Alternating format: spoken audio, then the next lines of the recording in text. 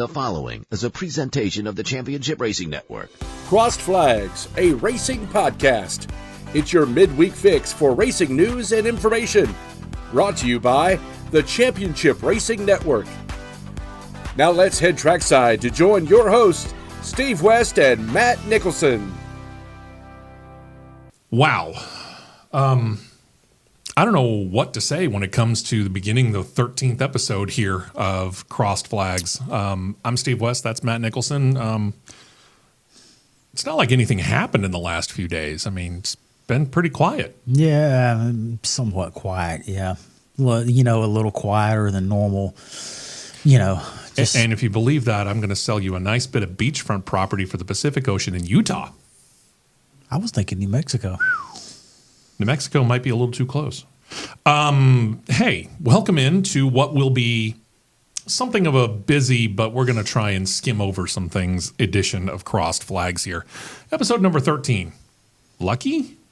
Do you see the shirt that I'm wearing here? We'll get back to that whole situation in a minute. Indy 500, Coca-Cola 600, Formula One in Monaco, all three of them are tentpole races for their respective series, Formula One, IndyCar, and NASCAR Cup Series specifically. All of them are what they call crown jewel races. And none of them without drama. We're going to get deeper into the Coca-Cola 600 drama a little bit later. Mm-hmm. We will also deal with a little bit of the Indy 500 drama. We'll mention the Formula One drama. A lot of people have been complaining about the fact that Formula One seems to be follow the leader. Well, Monaco kind of proved it. Because for the first time in its 71-year history, yes, the exact starting 10 was the finishing top 10. Nobody could pass. No, they couldn't. Unless you were an Alpine car and you played pinball on lap one. Yeah. There you go. That was really about it. So That's our touch on the whole Formula One situation at Monaco. We'll get back to the Sunday racing in a minute because then came Tuesday. Which trumps Sunday by tenfold. By a big, big margin, yes. And we'll get into the aftermath of it here in a moment. First things first, we're going to show you the statement that was released by the fine folks over at Stewart-Haas Racing come Tuesday afternoon. And we have been mentioning it here on this particular show and our weekend show that there has been a lot of talk about them selling off a charter, maybe two, maybe they selling off the whole organization. We didn't know. Joint statement from Tony Stewart and Gene Haas, co-owners of Stewart-Haas Racing, as I read it, like you are going to see it on the boards behind us. Quote, "We've made the difficult decision to close Stewart-Haas Racing at the conclusion of the 2024 season. It's a decision that did not come easily, nor was it made quickly." Here's the important paragraph, and we'll probably stop after this one and the next one. "Racing is a labor-intensive, humbling sport. Requires unwavering commitment and vast resources with a 365-day mindset to be better than everyone else. It's part of what makes success so rewarding. But the commitment needed to extract maximum performance while providing sustainability is incredibly demanding, and we've reached a point in our respective personal and business lives where it is time to pass the torch." You can read the rest of it, obviously, by just pausing this podcast and reading it on your own. There's a reason why I'm going to stop it right there, because that is effectively what we have been thinking over the last couple of weeks, that this has been kind of bubbling to the surface. Tony Stewart's got his hands on a whole lot of things. He owns a lot. He owns Tony Stewart Racing, which has a dirt team side of it, has the NHRA side of it. He owns 2 racetracks. He has owned a couple of series, be it the Superstar Racing Experience, the All-Star Dirt All-Star Circuit of Champions. All-Star Circuit of Champions, which he, by the way, recently sold that as well. He understands that to do what needs to be done at the top level of racing, you need to be there. And here's the thing that I know about Tony Stewart. When he came over and he joined up with Gene Haas, remember, Gene Haas started Haas CNC Racing in 2002. And it was a back marker. No, big time. It was a back marker operation. It had one win in the Craftsman, what we now call the Craftsman Truck Series, way back in the early days. Had a little bit of nibbling success in the Xfinity Series, but in the Cup Series, it was a back marker. Yep. And then Joe Gibbs Racing decided to move from Chevrolet to Toyota, and everyone said, how can we get Tony Stewart back with Chevrolet? So they put him together with Gene Haas. The two of them worked out the deal, and in 2009, boom, Stewart-Haas Racing. And they met with success very quickly. The All-Star race that year, Tony Stewart got Gene Haas his first ever Cup Series win in the All-Star race. And then later on in the year at Pocono, he got him an actual points race win. Yep. And they went on. And in 2011, Tony Stewart becomes the first driver since Alan Kulwicki in 1992 to be the first driver owner to be a Cup Series champion. A couple of years later, they bring in Kevin Harvick, and in his first year with the team, boom, he wins the Drivers' Championship. So in rapid succession, in 5 years, 2 titles, untold numbers of wins between Smoke, Ryan Newman, and then Kevin Harvick. And then you bring in some other drivers, and you expand out to 4 teams eventually, and you still have success, although you're not really title winning at that point in time. You're still winning races, and you're still competing for it. Until last year. Last year, suddenly the team just didn't have it. No wins whatsoever. Not a single win in the organization. So they decided we're going to do an entire changeover. And they went from the old Stewart-Haas Racing logo to the logo that you're about to see on the background right here behind us. Yep. And we thought, okay, they're doing a rebrand. They're bringing in new drivers because Eric Almirola and Kevin Harvick left. Clint Boyer had come and gone. And now all of a sudden, we've got a bunch of new drivers over there. The only carryover really was Ryan Preece and Chase Briscoe. Half the team suddenly changed. But if you look back at the team from, say, 2020, nobody's the same. Radical changeover at this operation. For better or worse, we don't know. It seems like short-term for worse. But Tony starts to get more interested in doing some other things. Again, he's got his hands in a whole lot of other stuff. And Gene Haas is suddenly not only involved in a multi-million-dollar business, Haas CNC Automation, but he's got a Formula One team that has taken up certainly a whole heck of a lot of money, and one would presume a good amount of time, especially if you happen to be watching Netflix's Formula One Drive to Survive. Considerable time.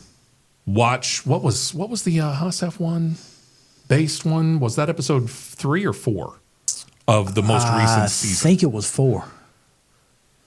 Think about how much time Gene Haas and then team principal Gunther Steiner were spending on the phone with each other. Considerable. And that's just before and after the race, on the race day itself. That's not counting Monday through Friday. So you have to imagine that it was even more amped up.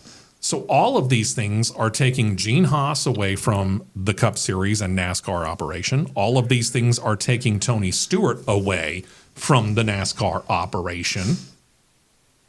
Laying everything at the feet of Greg Zipadelli.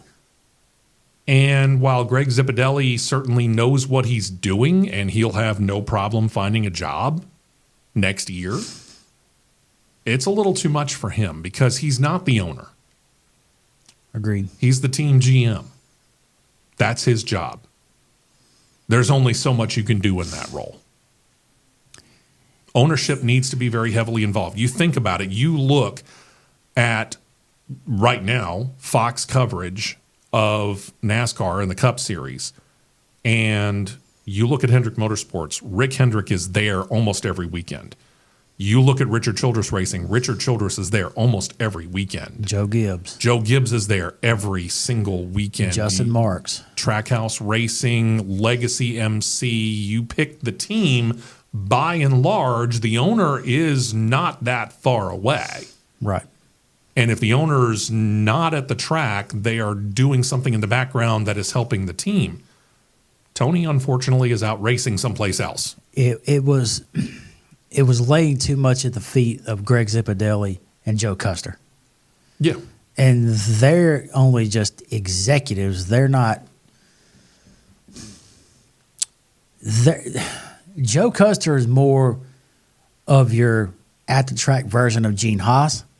Greg Zipadelli is more your at-the-track version of Tony Stewart.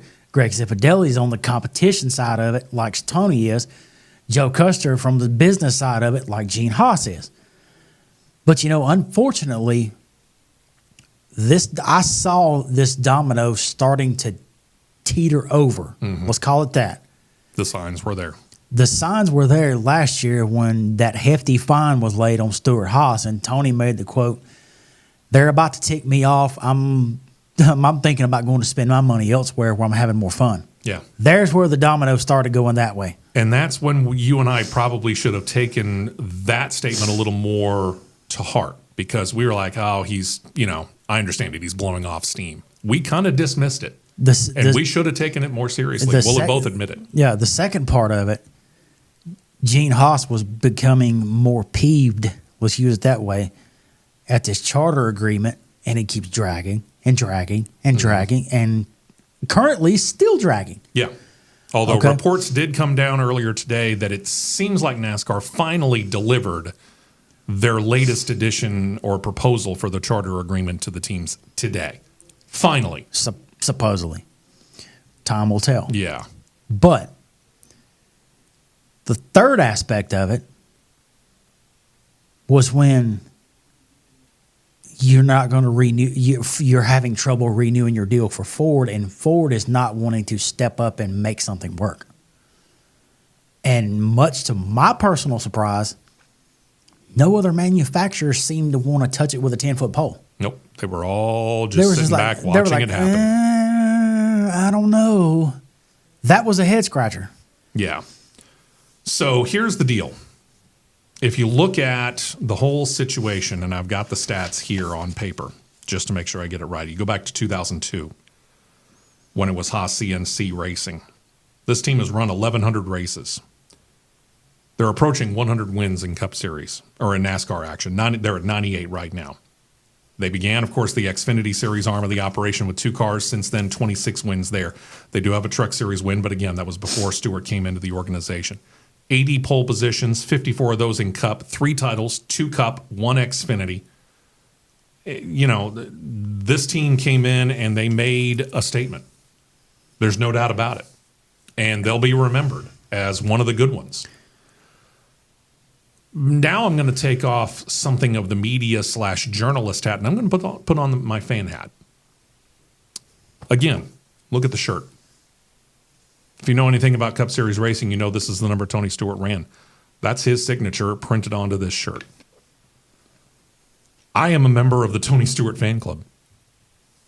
Mm-hmm. Just yesterday, I opened up a piece of mail about an hour and a half before the announcement came down that they were shuttering at the end of this year. And they sent me a long sleeve black T-shirt with that logo on the chest and the Stewart-Haas Racing logo down the arm. That's now a collector's item. That's now a relic. That is now a collector's item. Mm-hmm. As a person who has been a fan of Tony Stewart since his rookie year, 1999, I'm just going to flat out say this right now. And no, I'm not going to cuss because I want to try and keep this family oriented. But I'm going to tell you this right now. This sucks. As a fan, this flat sucks. I hate it. Because even when Tony retired from driving, I had a team to root for. I really don't right now. I really don't. It really does. It does suck because you see a team that goes from 13 wins to 23 wins in 2 years to now key in hand going into the lot to the shop. Yeah. That's the bad thing. Kevin Harvick, I heard a quote from Kevin Harvick actually this morning. He honestly, he hit the nail on the head. To see this team, and he invested a lot of time into this team. He did. The most success of his career came from inside of those walls, arguably. He said it's very hard to fathom and very hard to get a grasp on within a 6-month time frame, go from forever to forward to for sale. Yeah. He said it's unbelievable. Now, The last domino, the last domino that I saw that it was going to happen is when Ford put their support behind Front Row Motorsports as a Tier 1 level Ford program. Yep. And you see what it's doing for them right now. Yeah. It's paying off. It is paying off because just before we started recording this podcast at about 2:30 on this Wednesday afternoon, we got official word that Front Row Motorsports has officially entered into an agreement with Stewart-Haas Racing. They're going to buy one of the 4 Stewart-Haas Racing charters, making them a 3-car full-time team next year. Now, here's the funny part. They've got 2 drivers right now that are running for them, Todd Gilliland and Michael McDowell. Michael McDowell, the senior of the 2, but you might remember Michael McDowell is leaving at the end of this year, and he's going over to Spire Motorsports, and that settles down their 3-charter operation over there at Spire. So now all of a sudden, Front Row Motorsports is in an odd situation of having 3 charters for 3 cars and 1 driver, Todd Gilliland, who technically is not signed to be on this year. Pretty sure I would expect Gilliland to be retained. Yes. For some stability. I would be very surprised if one of the SHR drivers doesn't find their way over to Front Row. Dare I say, Xfinity program. That's a possibility. Could be 2. Certainly 1. Now, as an organization, I'll back up on something you touched on.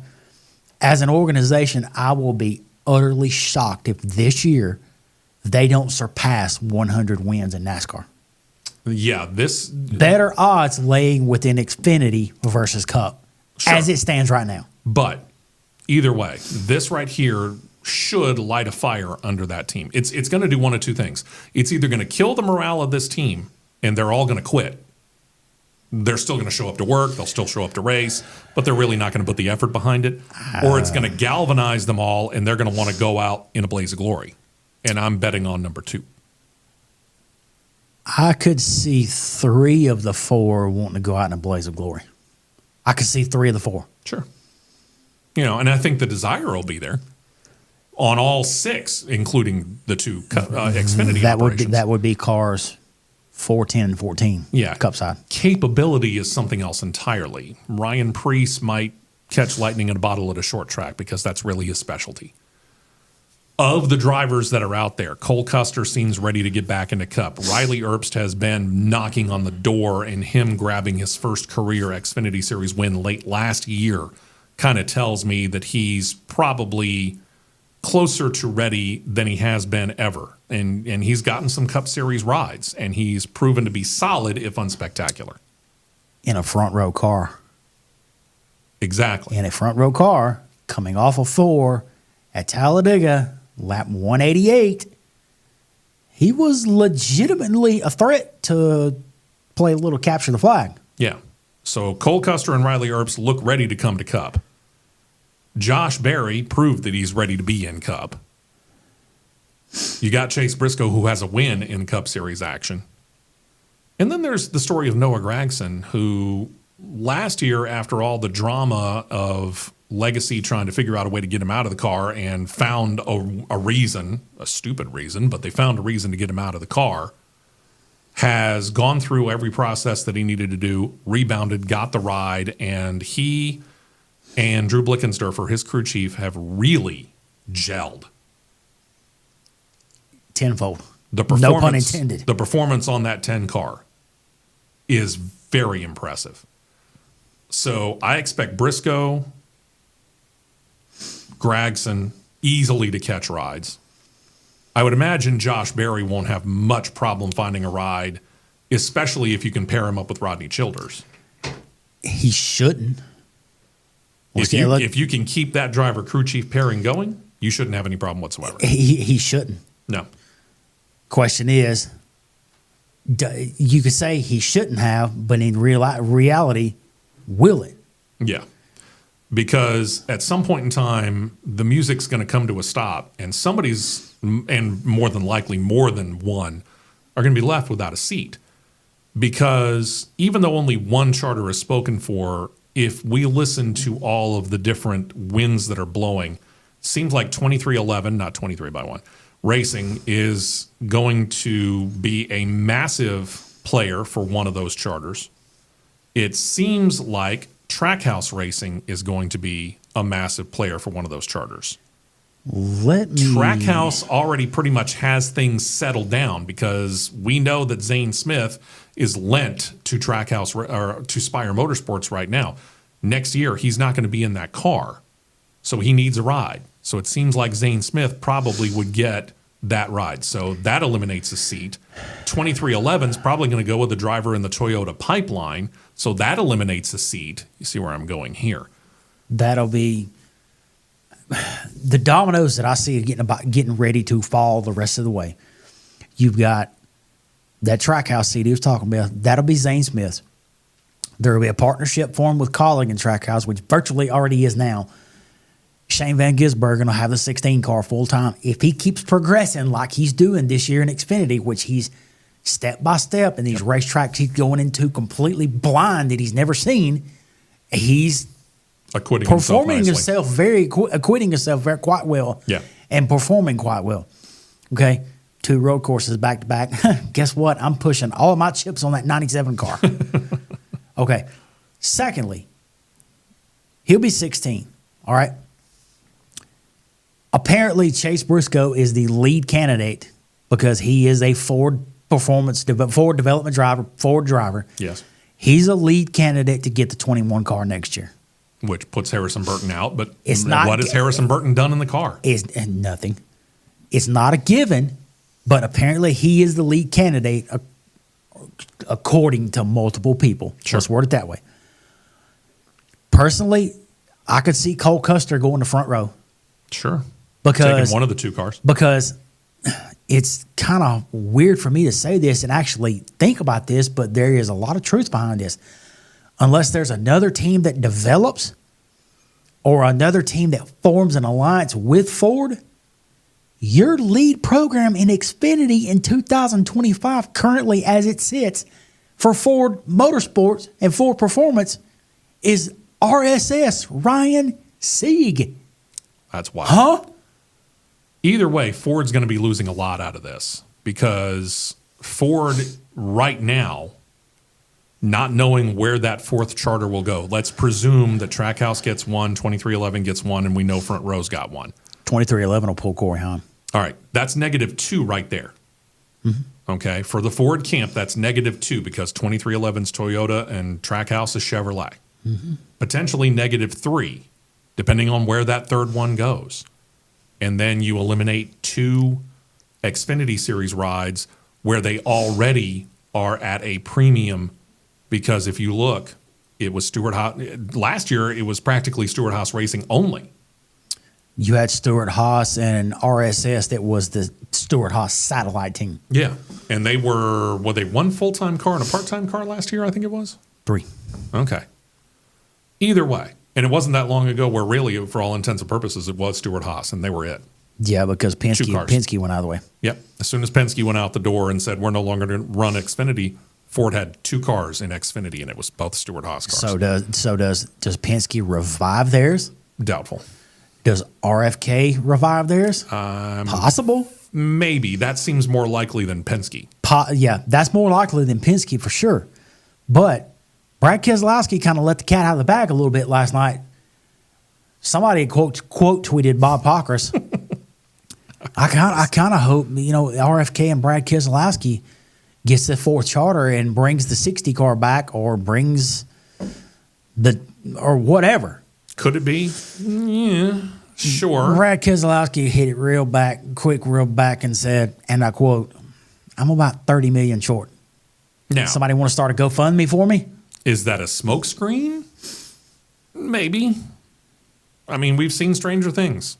Mm-hmm. Could be a smokescreen, but Brad Keselowski pretty much wears his heart out on his sleeve. If he tells you he's short, he's short. Yeah. And I don't see Penske expanding to 4 cars, especially when we talk about the fact that it looks like right now the new charter agreement more than likely has a provision that's going to start limiting teams to 3 full-time cars, unless you already are grandfathered in Hendrick Motorsports and Joe Gibbs. We'll see. Yeah. All right. So with that said, and by the way, those of you that want to start throwing dirt on NASCAR, let me give you a couple of names of pretty well-known and successful teams that are no longer running. Dale Earnhardt Incorporated, Budmore Engineering, Holman Moody. How about Penny Enterprises, Petty Motorsports, Richard Petty Motorsports? All those names are gone. Junior Johnson and Associates. Yep. I just ran tip of the iceberg here. I didn't even look at it hard. We could have gone through a litany of teams that have come in, had success by winning races, maybe even titles, and have left. Mm-hmm. And NASCAR's still around. NASCAR's still rolling. Is it going through a transition phase? Absolutely. Is it going through a situation where people are upset with the way things are going and leaving? Absolutely. That's obvious. But NASCAR continues on. 75, 76 years in. Mm-hmm. And then Sunday, we had a gentleman jump into an Indy car. And you may have heard of him. Then all of a sudden, the rains came, and he had to jump back out of the car. Kyle Larson, trying to do the double. And we're not going to spend a whole lot of time on this because here's the thing. The double didn't quite work out. 4-hour rain delay in Indianapolis, and for whatever particular purpose, and that's between Rick Hendrick, Zach Brown at Arrow McLaren Racing, and Kyle Larson, and Jeff Gordon, and whoever else is involved in this. But that guy right there decided to run the entire Indy 500 instead of jumping on a plane and going to where his bread is buttered and down to the Coca-Cola 600 to race the NASCAR Cup Series race where he's running for points. This may be a once-in-a-lifetime effort. I don't think so. From what we hear, he signed a 2-year contract. Mm-hmm. It seems like he'll probably be back to try it again next year. Hopefully the weather will be better. Probably with another Cup driver or two. Yeah, we're also hearing that. Okay?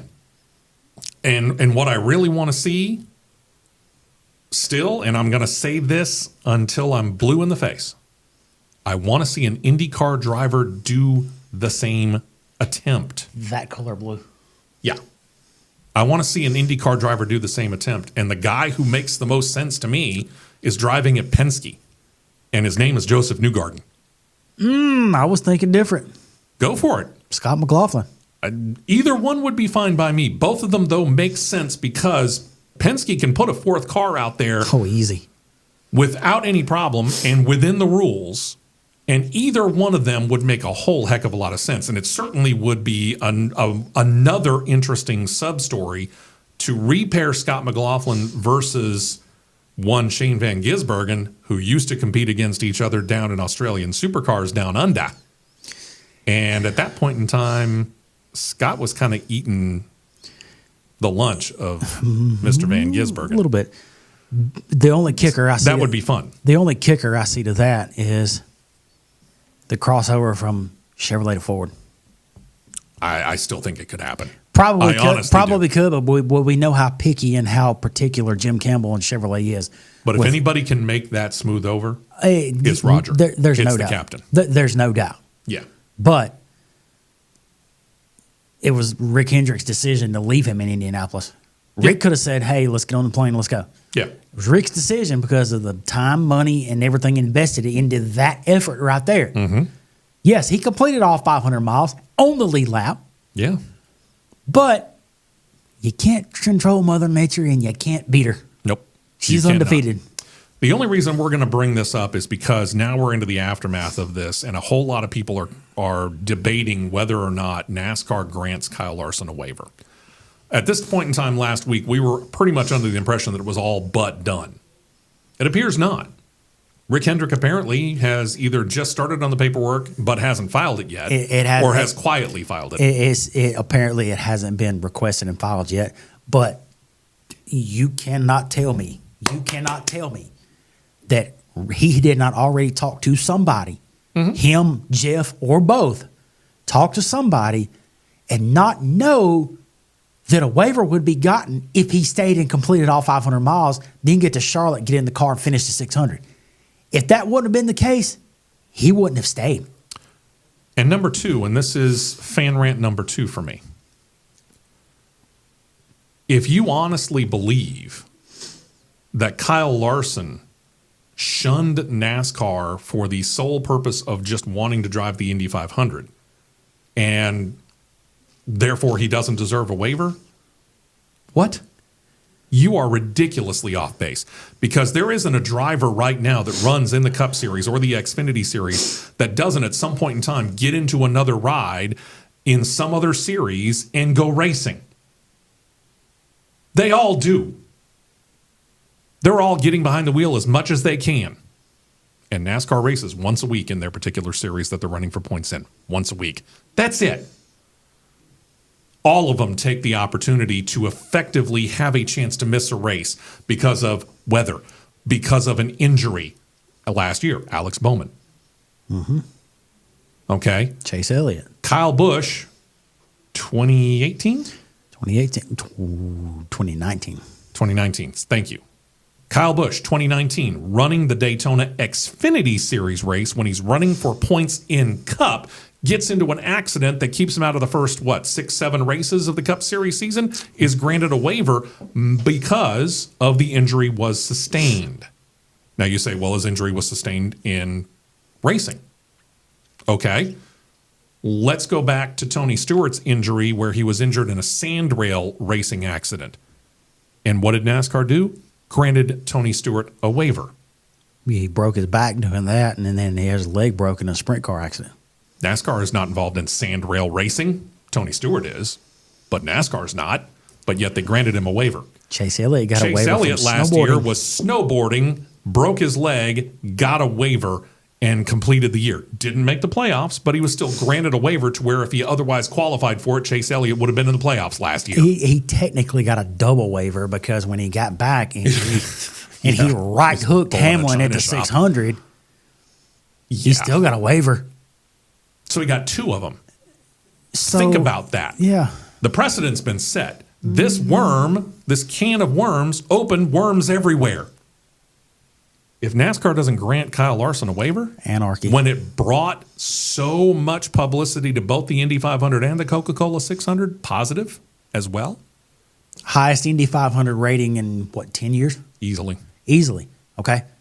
Pure hypocrisy if they don't give it to him. He gets out of the car. He goes to Charlotte. What naturally do you think Charlotte's rating is going to do? Zoom. Straight up. Yep. They're going to go up. And if it hadn't been for the rain coming to Charlotte, who knows what he might have been able to do? Because even Justin Allgaier, once he got out of the car, because Justin Allgaier started the race in the 5 Cup Series car, and he said, when Kyle Larson gets into this car, he's going to be kicking butt, effectively. That's a paraphrase. It's not the direct quote. And now let me reach over to the bag and get the driver out and start polishing up. Yep, because then we get into the Coca-Cola 600 itself. As noted, Coca-Cola 600, NASCAR officials were willing to delay the start of it a little bit, depending on Kyle Larson's situation. Well, suddenly Kyle Larson's race is delayed for 4 hours. So they go ahead and start running it. Justin Allgaier's in the car. They get through stage 1. They get through stage 2. Now remember NASCAR rules. NASCAR has a rule that states you get into stage 2 or you get to half the number of laps run and we can consider the race official. So it was lap 260... 249. 249. Lap 249. They bring the cars down pit road because it's sprinkling enough to the point where it's become unsafe. And lightning was in the 6 mile radius. Lightning was in the radius. And we've been there. We know. We've been in the PA booth when we've had to tell people lightning's in the area, get out of the grandstands. When you hear the words stage hey Steve, Matt, go ahead, Eric. Hey, we got a stage 1. We need to announce that. Mm-hmm. Stage 2, stage 3. Yeah, we're prepared for that as well. Stage 3, get out. Stage 3 means we get on the PA system and we tell you, the fan, get out of the grandstands because there's lightning in the area. Mm-hmm. Is lightning going to hit the grandstands? We don't know. And that's why we tell you, get out. Yep. Okay, well, stage 3 came along. Cars were parked on pit road in their pit stalls or wherever they were. I don't know. Pit boxes. They were in their pit boxes, all covered up, ready to go. Which I thought was odd from the word go. I'm going, Normally they stop on pit road in their running order and cover up. They go to the pit boxes. It's weird. What are we doing here? Under red flag conditions, and I don't care what racing series you're talking about, when you red flag a race, can't work on the car. Nope. So why park in the pit box? But they did. Matt, you're up. And they go to dry and pit road. When you start seeing them dry and pit road, you're like, okay, that makes a little bit of logical sense here. 1 hour passes. Hour and a half passes. Rain quits. Air Titans crank up. Jet dryers have yet to crank up. Surface gets dry to a point. Jet dryers are deployed. Go to about 2.5 hours. Okay, we're getting a little progress here. It's about 11 o'clock Central, which actually is more like 10:45 Central, which is closer to 11:45 if I'm not mistaken. Looking, okay, we're making a little bit of headway here. You know, not a few more passes around. We got a raceable track. Fox comes on the air. It was a little bit before 11 o'clock Central. Memory serves me correct because I was very sleepy. And somehow they know Christopher Bell had been declared the winner before Christopher Bell even knew. Due to the time extended of drying the racetrack, humidity, and the possible restart time, we decided to pull the plug. Time out. Time out. Huh? How many times have we seen Daytona in the summer, whether it be July or August, run into the wee hours of Sunday morning? More than once. Quite a few, whether it be Xfinity or Cup. Truck hasn't done it all that often. We have me and this fella right here, and I'll just go ahead and say it like it is, thought we were experiencing the gates of hell in Darlington that day. When we get into the track and get into the tower at a little before 10 a.m.,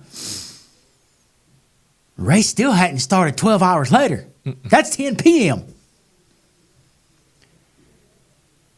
I'm going to say it first before I finish my rant. You cannot tell me under any circumstances whatsoever that Fox did not influence pulling the plug on it. Because why would you would go that far, get the track that close, and Joe Gibbs let it slip in the owner's winner's press conference to the owner.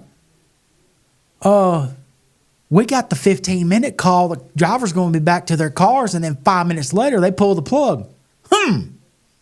What's wrong with that picture?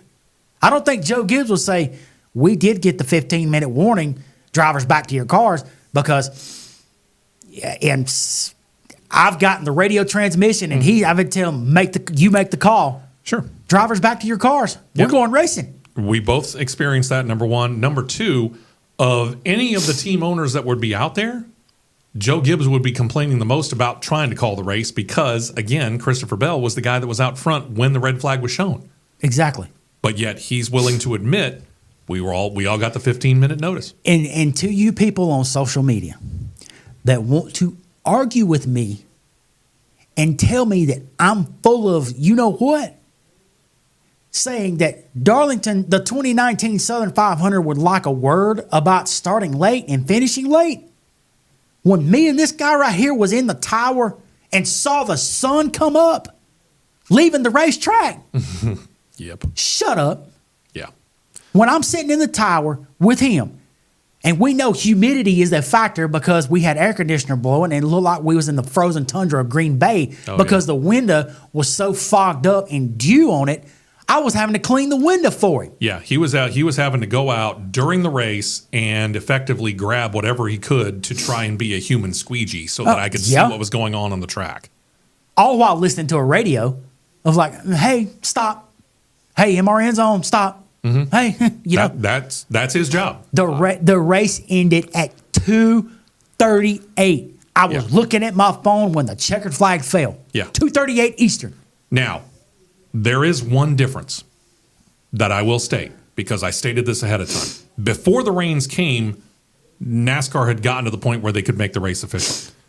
The 2019 Darlington race, the start got delayed for what, 4 hours? About 4.5. Okay. So that's one, and I'll say it's something, it's not a minor difference, but it's not a major difference. But it is a difference, okay? Yeah, we got well past the halfway. Well, we got past the halfway point this past Sunday night, whereas we didn't even start the race at Darlington in 2019. But go ahead. I'm gonna give you an excuse that I was given. Well, and I'm going to give the out on this as well, because as I noted, you can call the race official once you get to stage 2 and/or half the laps or more completed. Mm-hmm. If time was such a major factor for NASCAR, why wasn't that race called once we got to stage 2 and/or just past halfway on the lap counter? True. Why? True. If time is that big of a deal to NASCAR and to Fox or NBC, really doesn't matter. There's a caveat to that, because I went and thought back from recent memory. NBC doesn't have a problem running races late. No. Fox does. Fox suddenly all of a sudden does. Fox has a problem. NBC doesn't. No. Because the late races that we've been a part of, they've all been NBC. NBC races. Been in NBC. And I'll be the first person to tell you this. I actually prefer Fox's coverage, the announcing group specifically, over NBC's. But NBC has kind of come to impress me a little bit because of their willingness to stick with NASCAR and let NASCAR go its natural course. Fox seems to interfere with when the television side of things is going to be going on. It really way more. It really does. But from using humidity, no, I don't buy the humidity side of it at all. South Carolina, September, summer. Yeah. Daytona Beach, Florida, on the ocean in the summer. In August and July. Your excuse is invalid. Yeah, sorry, that doesn't work. And then somebody shares not even 30 minutes after they called it. I saw a lot of gray asphalt. A lot of light gray asphalt. Light gray asphalt tells us that that's dry. Dark gray asphalt, wet. Light gray, dry. So, Kyle Larson deserves a waiver. Sorry, precedent's been set. They called that way too early. Too quick. Sorry, boys. And Stewart-Haas Racing is, at the end of the year, no longer in existence. What in the heck? Cue up taps. Good night almighty. Where the heck do we go from here? I'm almost afraid, because here's the thing. This roller coaster that we're on suddenly got a lot bumpier. It's going to be a bumpy ride this summer. So pull those straps down tight one more time, boys, because we're about to go racing at high speed in a very turbulent atmosphere. We are. Because silly season just got real silly. 3 charters outstanding. 2 of them probably already spoken for, but still. 3 charters still outstanding, and now all of a sudden, some pretty good drivers out there that ain't got a home. We'll keep you updated on it. We'll talk about this a little bit more, obviously, on Saturday's show. Join us, won't you? 9 a.m. Eastern, 8 a.m. Central Time on CRN Live on YouTube. We'd appreciate it. And, of course, join us next week as we bring you yet another edition of Crossed Flags, and God only knows what's going to happen between now and next Wednesday. We'll talk to you then.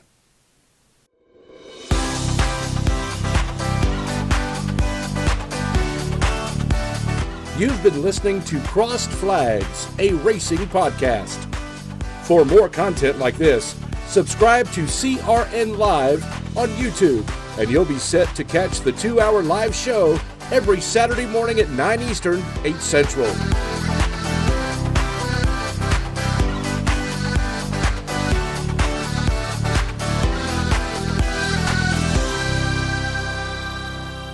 This has been a presentation of the Championship Racing Network.